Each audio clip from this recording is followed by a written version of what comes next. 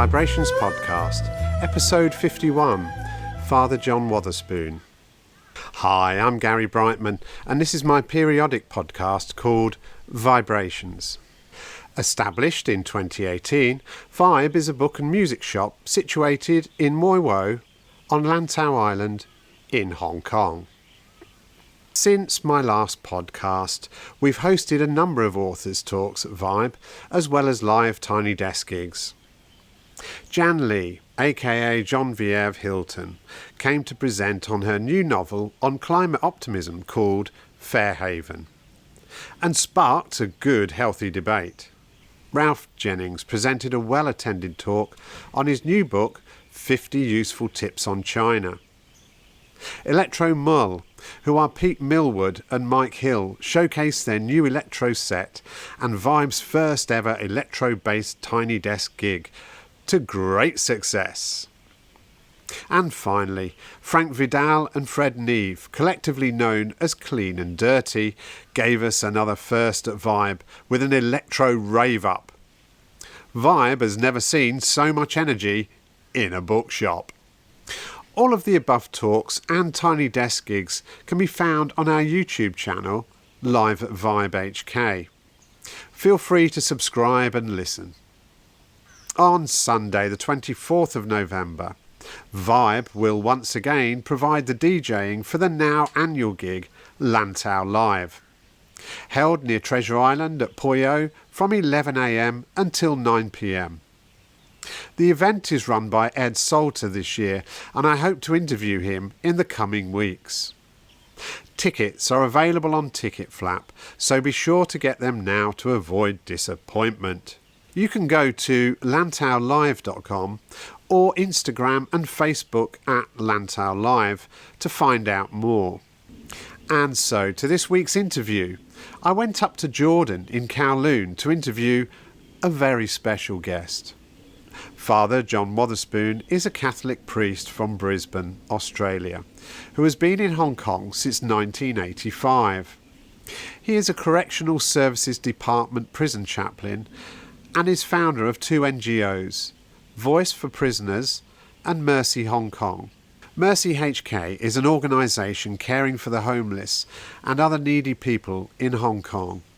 They have a meeting place at 187 Temple Street, Kowloon, and a canteen at 191 Temple Street. Voice for Prisoners are a Hong Kong-based NGO that helps prisoners overcome some of the many challenges encountered behind bars.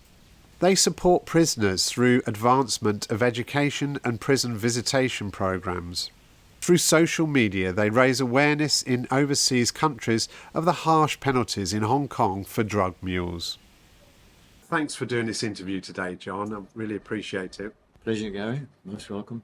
The first question is, do you have a favourite book or authors?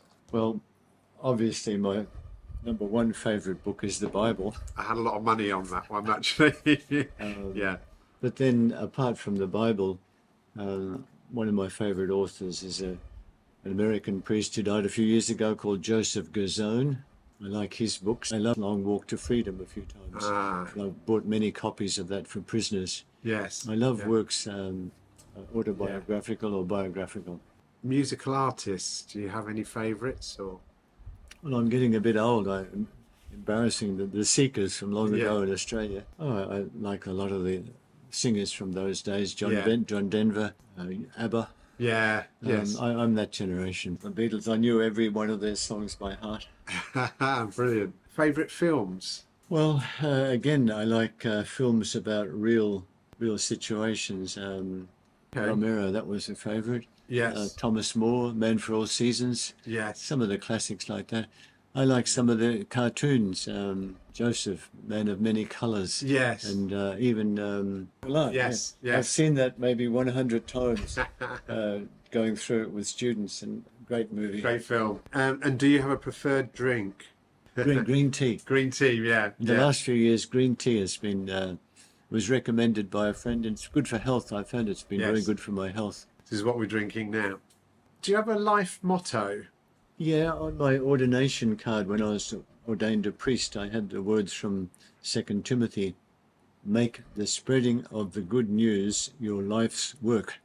That was in 1973, and that would be my motto. Favourite Hong Kong walk? You must have walked all over Hong Kong. I've done all the trails. I've done the Macklehurst Trail, the Hong Kong Trail. My absolute favourite, I've been there maybe 100 times. There's a picture up there, Big Wave Bay near Saigon. And I used to go there every month or even more often years ago when I was stationed in Kowloon City. Recent years, not so often, but I was there about a month ago with a group of people. It's my favourite spot. Favourite restaurant? Well, I have to say now that the favourite restaurant is our own MercyHK Canteen downstairs from where we are now sitting and where we shall have a meal shortly. And there's some new menus there, for example, corn and tuna dumplings. And as of yesterday, another new dumpling, tomato and egg dumpling. Which is good for vegetarian people. Okay. And good for health as well. And we've got lovely drinks there, the mango drink, the watermelon drink, as well as different teas, ginger tea. Oh, that sounds good. And so that has to be my favourite canteen. If I don't say that, the manager and our caseworker will kill me. So that's Mercy Hong Kong. 191. 191 Temple Street. Yep. What's the best advice you were ever given? I suppose my mum and dad from way back would always, when they were writing to me in the seminary, they just finish it. Be good. Yes. Be good and try to be good. What made you come to Hong Kong? Why did you live in Hong Kong? Well, I belong to an order of Catholic priests called the Oblates. We have churches and schools and centres all over the world. And 40 years ago in Hong Kong, we were short of personnel. And our general administration in Rome asked Australia to see if it could provide some help. So a few of us volunteered, and including myself, and eventually I was allowed to come.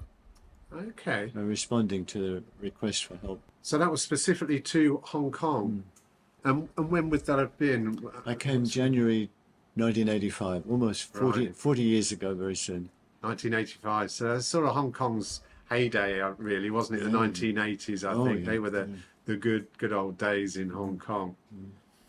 All right, well, we'll talk a little bit more about that later on. And so do you have a favourite area of Hong Kong?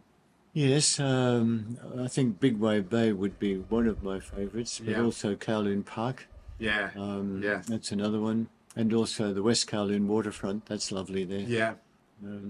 And just this area here of Temple Street and Jordon. Yeah. I feel I belong here. I go across sometimes to Hong Kong side and five-star hotels and shopping centres, and it's not the same. I feel a bit out of place, actually. We'll move on to a little bit on your background and then what you're doing today. And you're from Brisbane in Australia. That's right. And as you said earlier, you got this calling to come to Hong Kong in the 80s, or you volunteered to come to Hong Kong. When you were in Brisbane, what were you doing at that time? Well, I was a secondary student at a school in Brisbane called Iona, named after the island in Scotland. I was a foundation student there, and I actually taught there for 6 years as well. I was ordained a priest in 1973. I taught for 3 years after ordination in Melbourne at our Oblate school there. Then 5 years at Iona. Then I was in a parish in Moe in Victoria for 2 years. Then a school in Western Australia for a year, back to Iona for a year, and then Hong Kong. So the 12 years before I came to Hong Kong as a priest, 2 years in a parish and 10 years in a school. And even in the parish, I helped in some of the local schools then as well. So it seems that you're almost born to it, really. You kind of fell into to this an early time of life, I guess. Yeah. The Oblates were priests, nearly Irish priests and Australian priests. They were a wonderful group of men at the school in Brisbane. And I really admired their dedication and spirit of service. Okay. And they pushed us or encouraged us to care for other people, care for poor people. My family did the same, and local church did the same. So I had this influence from very early on to care for poor people.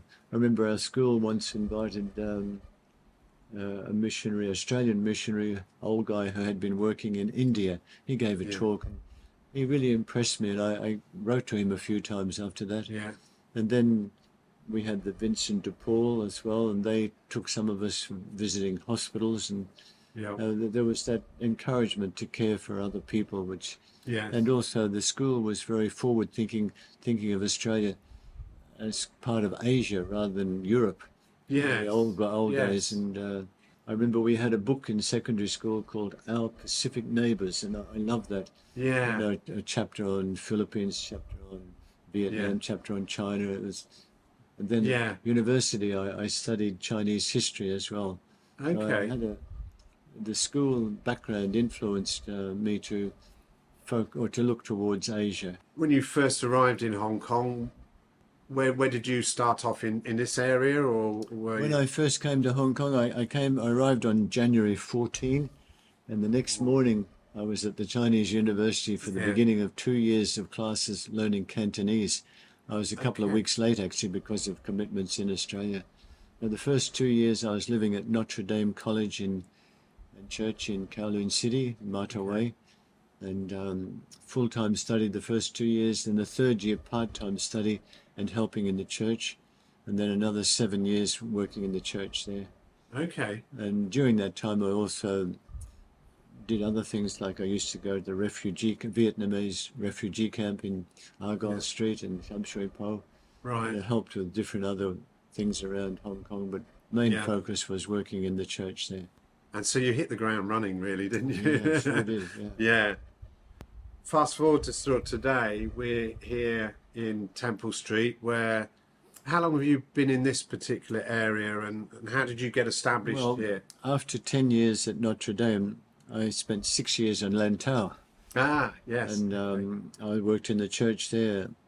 First of all, I was based in Mui Wo, and then when Dung Chung started up, I was based Yeah. there, Yeah. and I'd spent a night also in Tai O, but Yeah.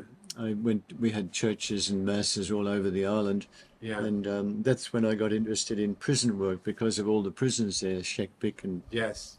Tong Fuk, Ma Bo Ping, and Sa Choi, Yeah. and sometimes Chimawan at one stage too. I used to go to the men's prisons every Friday.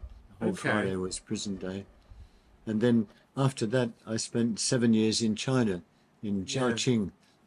Photos here. Yeah. I worked in a wealthy school and helped poor people in the area. I worked with the local education department to Yeah. set up little schools and centres and a clinic for poor people.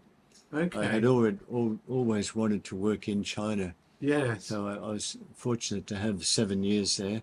Right. And then I had to leave at the end of 2008. All sorts of things happened. Yeah. And I came back to Hong Kong. And having been here for a long time in Hong Kong, I knew that this area in Temple Street was a very needy area.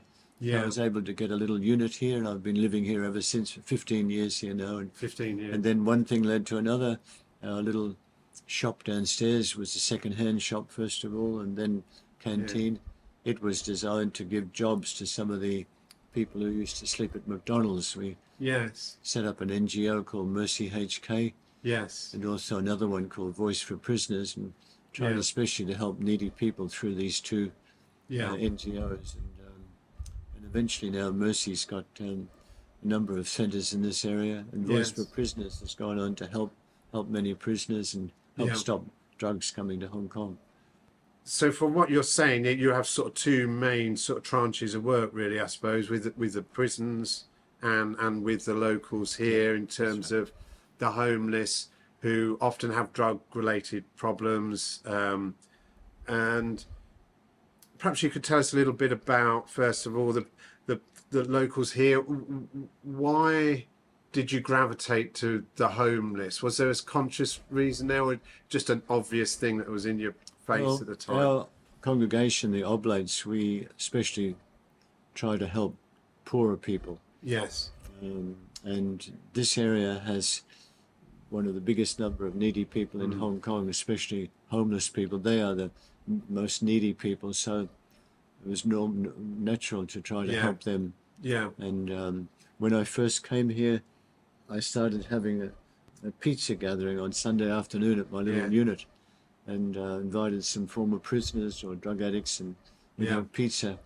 And then a local deacon and another friend joined me, and our numbers grew too big for my place, and we moved to a couple of canteens or restaurants, eventually moved to Caritas centre in Yau Ma Tei, and eventually Okay. to the Catholic school in Yau Ma Tei. Yeah. And went from 5 or 6 to 20 or 30 to 80.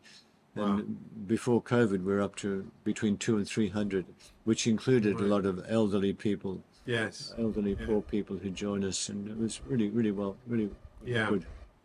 How do the government react to the homeless? I mean, excuse my probably ignorant question there. Well, the government has set up centres and support centres, but it's as many government agencies say in many fields, they can't do it all. Yes. And they very much appreciate the help of NGOs, whether it's to do with drugs or homelessness or whatever. We try to work with the government. For example, when COVID broke out and a lot of women, domestic helpers, had nowhere to stay, they were sleeping in parks or MTR stations in cold, wet weather. Yeah. We let them stay here in this centre, and then found accommodation nearby for them. Yeah. Main caseworker for domestic helpers, she went on to help more than 150 women, all COVID positive, to find accommodation. And we used to work closely with the government then. Every week, the government Department of Health would send a bus, take some of our cases to Penny's Bay. Okay. And then they'd bring them back, and they'd probably come back to us as well because they had nowhere to stay. Yeah. But we've always tried to work closely with the government. Yes. So you have a good relationship with them. And That's same good. helping drug addicts. We have a couple of caseworkers who are full-time working for drug addicts, and we get funding for their salary from the Beat Drugs Fund of the Department of the Security Branch. Yeah. And we try to support and work with the government wherever we can, as much as we can. Our motto is prevention is better than cure. Yes. And as a chaplain, I used to go to Lajikok Men's Prison. In the beginning, I went 3 or 4 days a week. Yeah. And I was very sad in 2013 to see big groups of African men there. At one stage, there were, towards the middle of 2013, there were maybe 30 men from Tanzania alone. Right. And they were coming 1 a week or so, most of them with drugs in the body. And I said to them, this is crazy. Tell your friends, your people, your churches, your media, politicians, stop people coming. But nothing happened. So I got one guy to write a letter. I didn't actually know how powerful his letter was till sometime after, because he wrote in Swahili. He actually named a number of drug lords, including a politician. And I didn't put his name or prison number, but I put it on my blog. I linked it with blogs and media in Tanzania, and it just lit a fire. Yeah. And the government cracked down on, they tightened security at the 2 then international airports, Dar es Salaam and Kilimanjaro. And whereas there'd been up to 70 or so from Tanzania in the 2 or 3 years before then, in the following 8 months, there were only 3 or 4. Really? So it made a massive impact. I can't prove directly. it. Can't prove it, but the indication is there. Yeah. A similar thing happened in Malaysia in 2018. There were 23, 24 young Malaysians arrested in Hong Kong, mostly at the airport for drug trafficking. So I went to Malaysia a few times. I worked with the media there. The media worked with the police. It was really powerful. When the police and the media work together, that is the best operation. Yeah. And there are a number of arrests made. The police even asked the media to withhold their report until they'd finished their investigations. Yes. And whereas there'd been 23 or 24 in 2018, following year before COVID, there were only 3 or 4. Right. Big reduction. Can't prove it, but we think that all the publicity and the work did make a difference. Yes. Yeah. A similar thing has happened in Addis Ababa in Ethiopia. I've been there a few times. Last time I was there, media conference and meetings, and it seems that security at Addis Ababa airport also has been tightened, and not so many coming to Hong Kong from there. Well, you've got the big cartels, Mexican or South American cartels, and linked with the triads here, and they bring in huge quantities, container ships or whatever, and you see stories of people being arrested with 100 or more kilos of cocaine or whatever. Right. But on the other hand, it's the Nigerians. I am not anti-Nigerian. I've helped Nigerian people get bail. I help their children, Yes. prisoners' children in Nigeria to study. I help provide accommodation for Nigerian asylum seekers. So I'm not anti-Nigerian. No. But unfortunately, most of the individual drug mules who come to Hong Kong have been arranged by Nigerians. And Right. there's a big group of them in Sao Paulo in Brazil, Johannesburg in South Africa, and Addis Ababa. And they're the three main areas from which, until recently, most drug mules came to Hong Kong. Okay. And the Nigerian style is one person. They don't go in for big quantities. Yeah. They're responsible for the individual drug mules who still come. Yes. And we're trying to stop them through publicity, working with authorities in other countries. Well, I feel even in Hong Kong we could do more. You know, people bringing drugs to Hong Kong inside their bodies. And it'd be very simple to stop the whole thing just by requiring every arriving passenger to go through a body scan. A scanner. It only takes a few seconds. Yeah. And then that detects drugs in the body. Yeah. And it would save millions and millions of dollars. Yeah. With court cases, police investigations, detention, lawyers, and don't mean to put people out of business, but no, but if every arrival, maybe not from every country, but from countries which have a record of sending drug mules, or any suspicious flights or any tip-offs, if that sort of thing was done, it would save millions of dollars. And the word would get out that you can't take drugs to Hong Kong inside your body. Can't. The ordinary scanner you go through, you just walk through, that's not effective for detecting drugs inside the body. It needs to be one of those machines that goes around. It only takes a few seconds, and then it would save millions of dollars in Hong Kong. I'd also like to see, I've been trying to encourage the authorities here, when they do get a tip-off, in fact, many of the people arrested have been, the authorities have been notified that they're being sacrificed.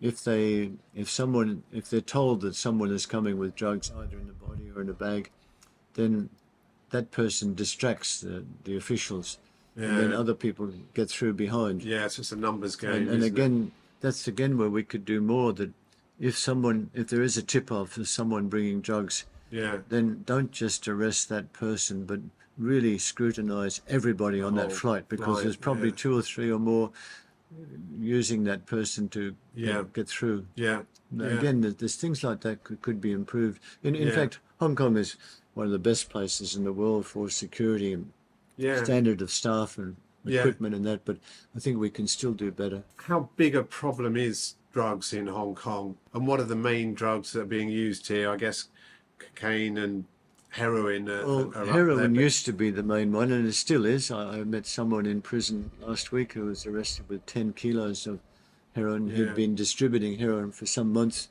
Now, there's still heroin is mainly for the older guys, older people. Right. But then cocaine mainly for younger people, and there's other drugs as well. Cocaine is probably the number one. But it's just growing rapidly, but it's very sad to hear of stories of more and more young people being offered drugs, even outside schools. This has been happening in Hong Kong for decades. Young people are recruited by the triads or whatever to try to get drugs to other young people. And then once they're hooked, they have to become buyers and even sellers to support their habit. Right. And this seems to be growing, unfortunately. Very sad. We have a lot of publicity campaigns to warn people, mainly older people, domestic helpers, asylum seekers. They tend to be tricked to or recruited to deliver or collect parcels of drugs. We've had a lot of programs and sessions and publicity activities to try to warn those. But also say that our 2 caseworkers who help drug addicts, they've been very blessed the last couple of years. Have helped 150 drug addicts to go to a drug treatment centre, which is a bit of a miracle, because addicts they're interested, but they don't have the motivation to go to a drug treatment centre. But we've helped 150 go to different government or other NGOs. That help get these people off the street and try to help them be rehabilitated. I think something I'd seen one of your little documentaries that had been done, that the drug addicts generally want somewhere they don't want to be tied down to an area, do they? The drug addicts, they're happy as a drop-in centre sort of thing, but they're not looking for somewhere to take responsibility wholly for them. They want to still remain independent. Is that the case? This is a big problem. Yeah. And that's why landlords also don't want to give them accommodation, because they get into trouble if they have a room and they start using drugs. And to get money to buy drugs, they steal things, even steal other tenants' laundry from the lines. And we've helped a lot of people find accommodation, but for drug addicts, we can't do it. The landlords don't want it, and it's not practical. So sadly, a lot of drug addicts are sleeping on the street, or there's a group of Nepal guys not far from here. They sleep under a bridge. There's 8 or 9 of them. Right. Some of them were here last night. We have a gathering for them every Tuesday night. Yes. But it's very difficult to provide accommodation for drug addicts. No matter what you give them, they'll have a tendency to sell it and use the money to buy drugs. Are there a reasonable number of drug centres around Hong Kong, government run? Oh, there are, yes. There's many. And they're known. And a lot of NGOs have drug treatment centres. Yeah. We especially send people to Operation Dawn and to Shekujiao. Okay. Shekujiao often can be a first protocol, just for a few months to get off. And then if they want to be serious about staying off, with Operation Dawn, which gives them treatment over a longer period of time. Okay. All right. So we'll move from the drug problem and then across to your work with prisons. So that's quite a long relationship you've had with the prisons here, as you were saying, back to the sort of Lantau days, many correction centres there and everything. So what are you doing today with the prisons? You have regular meetings and things? Well, I try to visit the prisons now once or twice a week if I can. Yeah. Last week on Tuesday I got to Tai Lam Women's Prison, and on Friday I got to Lajikot Men's Prison.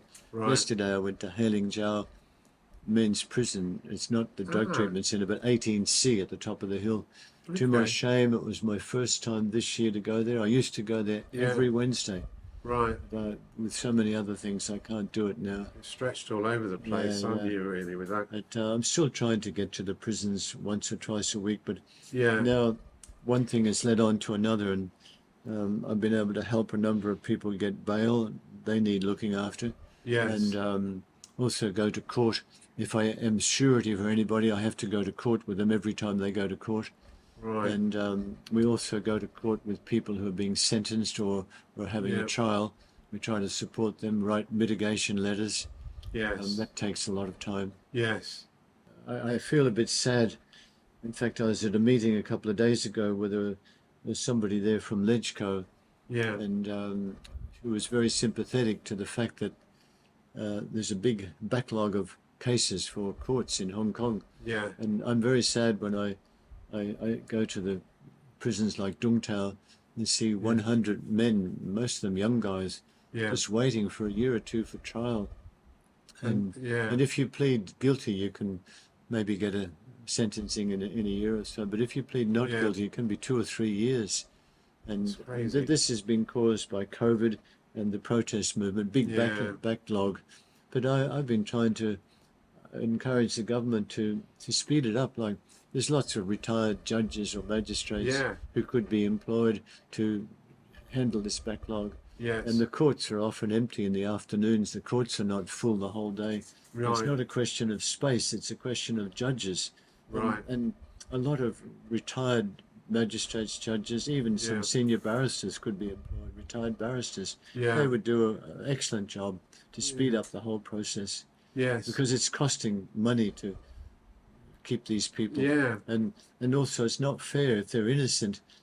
Justice delayed is justice denied, they say. You've met this morning some of our bail cases, and they've been here for over a year, and one of them now to have a hearing in January next year, and then trial in July next year, and was arrested in 2023. And that's almost 3 years before getting a trial.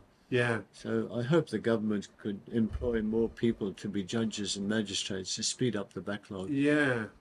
Well, the amount of stress those people are living with during that period of time, if there are, one, if they're innocent, but two, even if they are guilty, the crime itself, they probably wouldn't be interred for as long as it's taking to process them. Yeah. And it's so they bad do for need... their families as well. Yeah. So you create that sort of middle ground from where you help them do the sort of admin side of things and show them some level of support. We try, and as well as through the we courts. find also that because of the backlog, that people, when they're arrested, they don't get proper legal advice until they virtually make a plea, innocent or guilty, at the Eastern Court. That can be a year or two. In the meantime, they're in prison. They're not getting any good legal advice. They just have a duty lawyer it's not their job to give advice. No. And the people in prison hear all sorts of stories about whether to plead guilty or not guilty, and a lot of confusion. It'd be really good if they could get good legal advice, legal aid in the beginning. And it would speed up things. I mean, that's a requirement to beef up a government body, isn't it, really? I mean, as you say, off the back of, we've had the demonstrations in 2014, we've had them in 2019, we've got the security law. All of that says that you've got a lot more processing to do there. Even if they're guilty, it's not healthy or good for them or society to leave them sitting around a table in a day room for 2 years with nothing to do. Young guys in their early 20s just sitting there all day. They might get out for a little bit of exercise if it's not raining. They might get a legal visit occasionally. They might have friends visit. Whereas if they're sentenced one way or the other, then they go into a workshop. They've got something to do. But just leaving them in limbo for a couple of years, it's not healthy. It's not good for the mind. They're coming out, they will come out affected by that. Whereas if they could be sentenced more quickly, get it over, get them working, get them studying. But at the moment, they're just doing nothing. All they're doing is hearing stories about people getting into trouble, and sometimes they're just hearing stories of how you can be more effective as a drug mule or whatever. Exactly. So they're either training grounds for future problems, aren't they, really? There was an excellent article by a reporter from Scandinavian countries, Sweden or had a really Norway. Powerful article a couple of weeks ago in The Guardian, how they treat offenders. It's really good, really, really good, really powerful.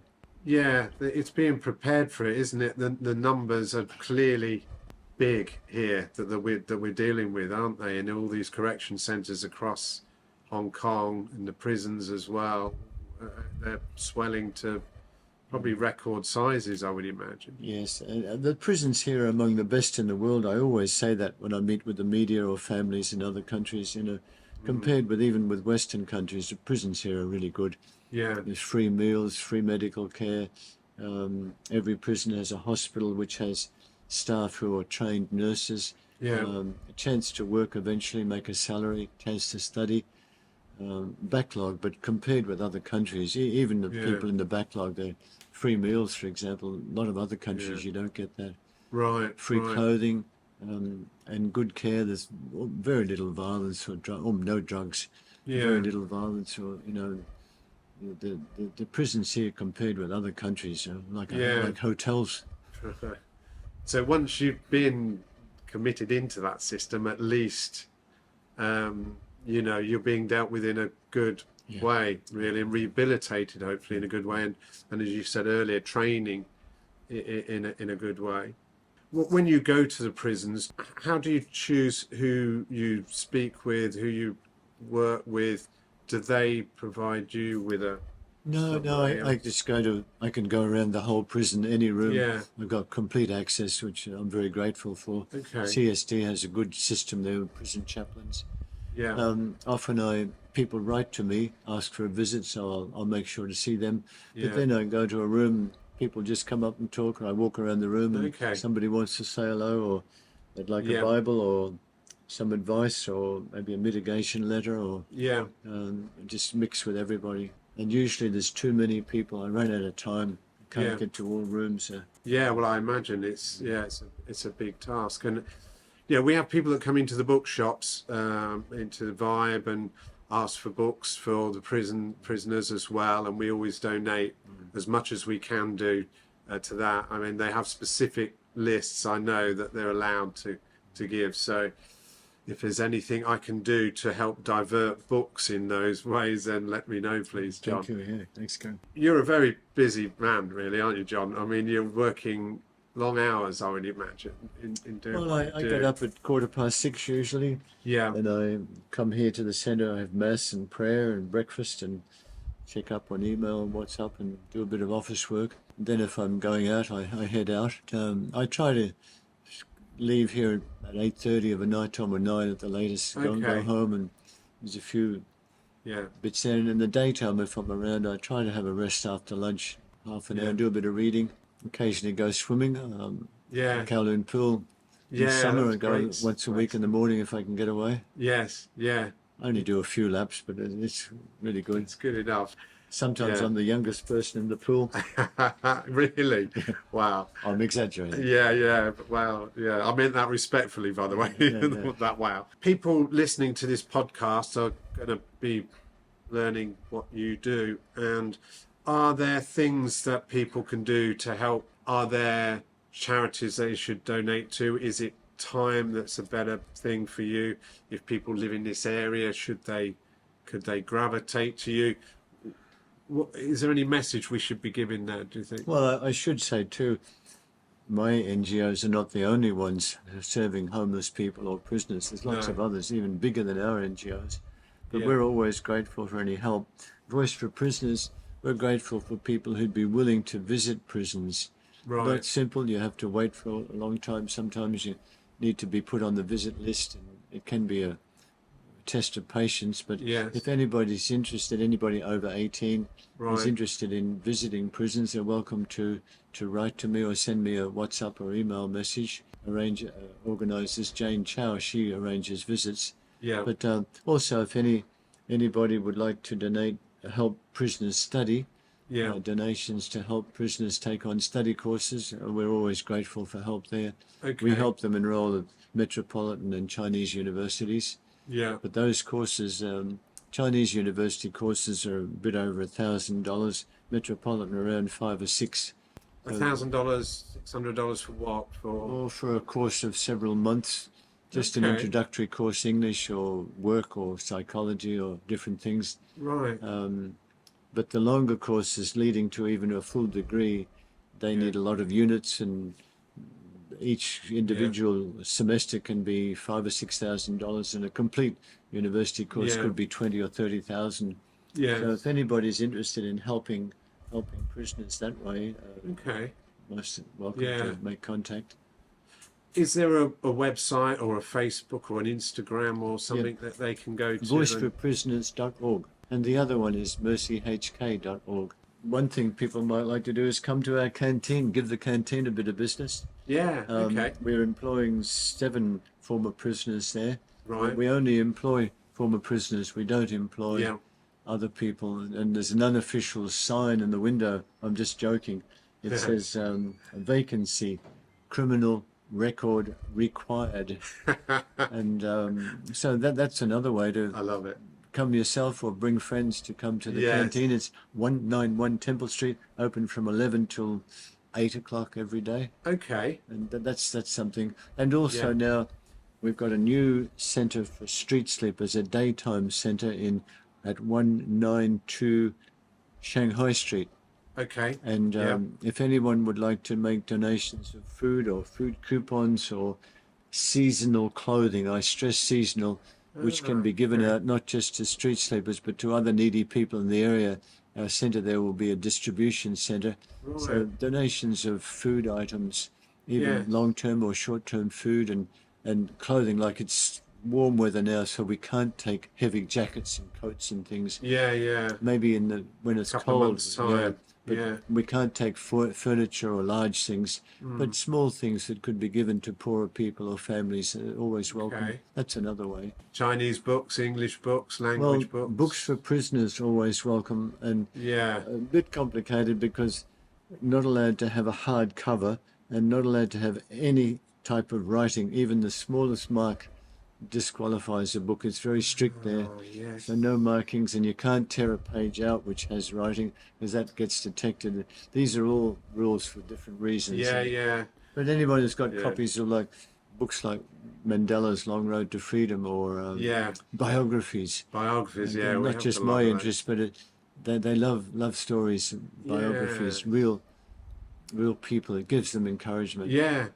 On a Saturday, we have a mass every Saturday afternoon for cancer patients. Okay. And there's usually 8 or 10 people come, and sometimes with a few friends. That's here at the Dr. Jesus Centre, 187 Temple Street. Anybody with cancer, anyone with friends with cancer, most welcome. Doesn't matter what religion or what nationality. Okay. And we've found that we've become a support group, like a little family. Yeah. And it gives everybody peace and courage, and people have felt stronger also. We try to work with the medical doctors and so on but this support group has been very, very, very good. So if we know anybody with cancer, most welcome to come. Okay. And we've got little books on the internet too, encouraging people, praying for healing. Is at www.drjesus.org. Okay. We also help asylum seekers, single mothers. One of our caseworkers has got more than 100 single mothers on the books and more than 100 asylum seekers. We have a centre in Nathan Road, which is very active. They have Bible sharing for drug addicts and other needy people Monday to Friday in the morning. Okay. On Wednesday, have a session for local drug addicts, and there's also, I guess, an honorary doctor, Chinese doctor, and the psychiatrist there, so you can minister to people. We have lots of activities there at that centre. Yeah. And other people use that centre for functions as well. And we have gatherings for single mothers and for domestic workers, and there's a lot. There's not an area you don't touch, is there really? We just try to meet any needs, especially in this area, Yamate, Jordon. Yeah. And we've been very blessed and very grateful for so much help. A lot of businesses, very sadly, have closed here. Yeah. A lot of shops have closed. Yeah. You don't see so many people on the street, so many tourists anymore. Yeah. And there's an increasing number of homeless people. They can't afford to pay the rent. Most of the homeless people have got health issues or mental issues, and they can't cope with the whole system. Our social workers try to encourage them to catch up and apply for any government help that's available. Whenever there's an economic downturn, of course, there's poverty increases, and it's true. We're seeing that here. Yeah. Okay, all right. Well, it just remains me to say thank you very much, Father John Wotherspoon. Good to speak to you today. Gary, thank you very, very much, and God bless all your listeners and readers, and most welcome to see everybody at the Canteen. You can listen to all our VIBErations podcasts published on Spotify, Google Podcasts, Apple Podcasts, Podbean, Amazon Music, TuneIn and Alexa. Or you can watch on our YouTube channel under Live at VIBEHK. Or follow the links from my website at vibehk.com. The opening and closing music comes from Celestial and is called Green Island Dub, and is on the Retrospect vinyl album, on sale at Vibe. Finally, a reminder that Vibe is open 7 days a week, every day of the year, from 12 noon until around 6:30 p.m. Thanks for listening to the 51st Vibe Book and Music Shop podcast called VIBErations. I'm Gary Brightman. You get my vibe? Can you imagine what this old island must have looked like to those Dutch sailors when they first saw it? Fresh green. Like a dream of a new world. They must have held their breath.